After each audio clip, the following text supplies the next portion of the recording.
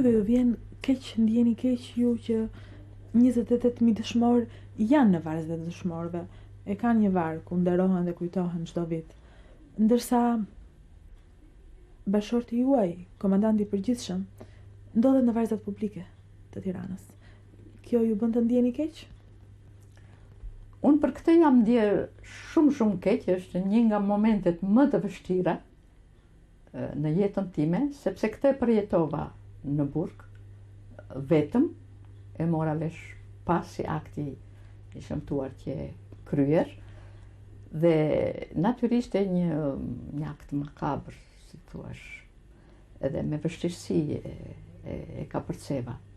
Po gjesa kjo gjë u bë, unë nuk jam penduar, si thuash, ose nuk jam ku që është bën atje ku u vu, se nuk kam qenë dakord se gjatë asaj periudhe janë ofruar shumë njerëz shokë tanë, njerëz që e nderoni, që ta çonin në një vend historik, si në hotel, nëse tjera, domethënë ta varrosnin atje, ose ka pasur propozime dhe që ta fshihnin diku nga frika se mos arrinin të bënin në një gjë lidhur me arkeologin, me trupin e tij.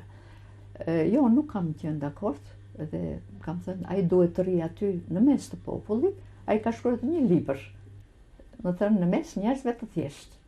Edhe kur e ka shkruar edhe ka qenë shumë i smur, edhe kishte pushimin në shtëpi, unë e gjeja, kur vija në zyra, e gjeja duke shkruar, por të përlotur, shumë të emocionuar. Se i kam thënë që lere, më mirë shko në zyrë, puno, se sa merresh, kjo është, jo, do ta shkruaj se kam shumë borxhe ndaj këtyre njerëzve.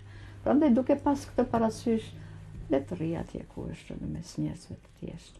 Mua ajo që më dhëm më shumë është që se më dhëm kur vizitojnë varret e shokëve tonë, se për mua nuk është thjesht një varr, është një fytyrë, është një jetë e përbashkët, se me shumë nga ata njesh, qoftë janë varur, qoftë janë pushkatuar, qoftë që janë vrarë edhe në prita të ndryshme.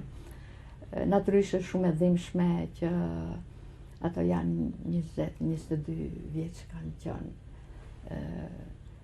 Prandaj kjo është një dhimbje. Por unë më ndodh dhe kjo që kur shkoj në varret e popullit, që themi aty tamam për të vizituar Enverin, më ka bërë shumë përshtypje se aty gati tash është mbushur komplet, ka varre po të reja,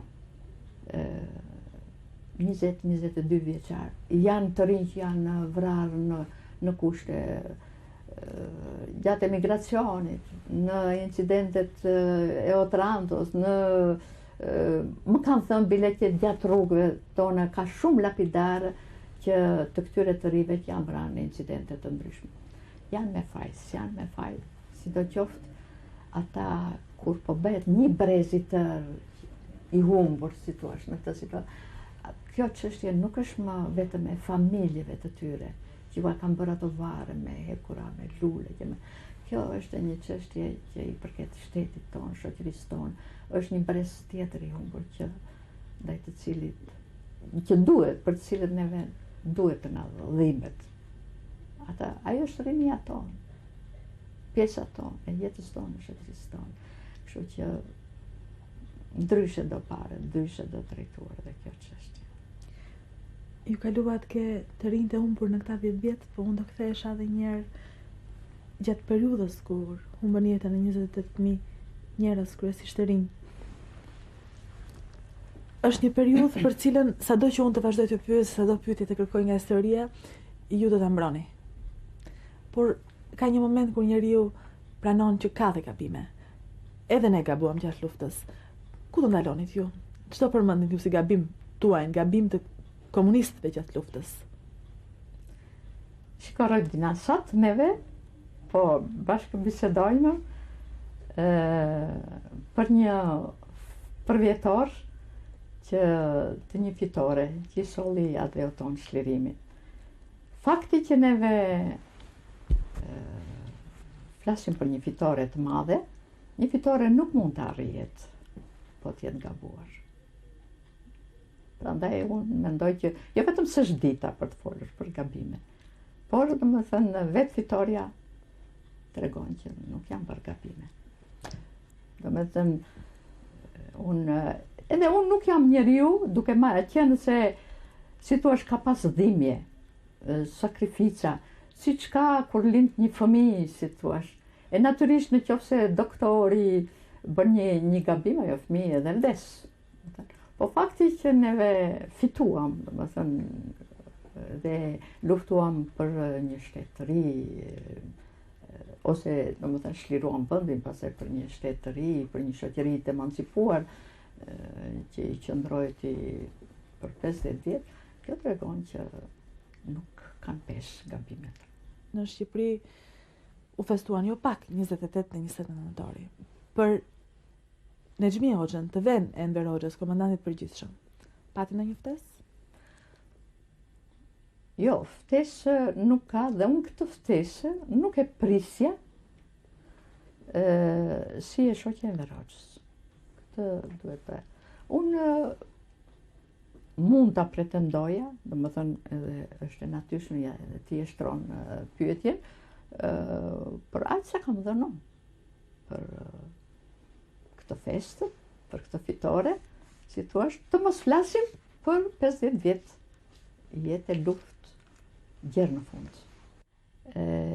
Unë modesti, jo modesti, po jam e vetmja delegate e gjallë, por jam dhe grua e vetme që mora pjesë në një mbledhje të tillë historike, siç ka qenë konferenca e Pesës, siç janë konferencat e mëdha kombëtare të Prizrenit e tjera. Dhe unë nuk ftohem.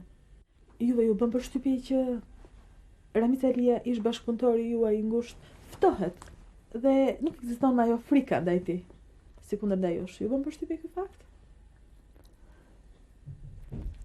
Po, përshtypje më bën në këtë kuptim që do me thëmë me këtë vërtetot që ai diçka ju dha këtyre.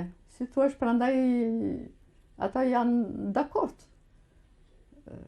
që e ftojnë me të huaj dhe me të tjerë në këto ceremoni. Po është punë për të pastaj. Dhe jo punë për ju. Pse nuk flisni me Ramiz Alin?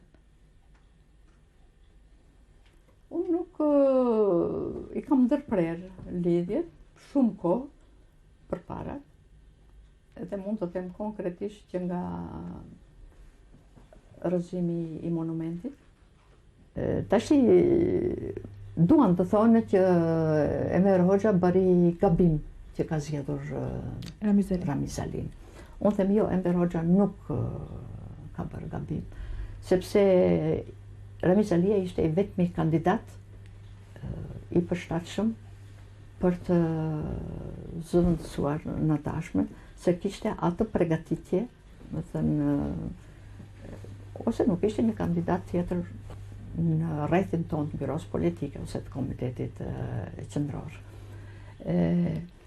Por ama dhe gjatë gjithë kësaj periudhe ai nuk shfaqi asnjë dobësi, nuk doli as së largu me ndonjë nga grupet të përzierme, grupet që dilnin antiparti, por njihesh dobësitë e tija, njiheshin ato 3 dobësi kryesore, domethënë si njeri i butë. E dyta, ai nuk ishte shumë lidhje me masat, edhe treta, nuk ishte njeriu që merrte shumë përgjegjësi. Ishin këto disa cilësi që i duhen me domos një personaliteti në pozitin e tija. Tashi, përsa i përket butësinë e tij, ai e tregojti se doli edhe lidhur edhe me përgjegjësinë që duhet merrte. Ai u ndodh përpara ngjarjeve të tilla që ndodhin në Shqipëri, që tregoi se nuk ishte njeriu që mund të përballonte këtë. Me një fjalë, ai nuk ishte personalitetin e Enver Hoxhës.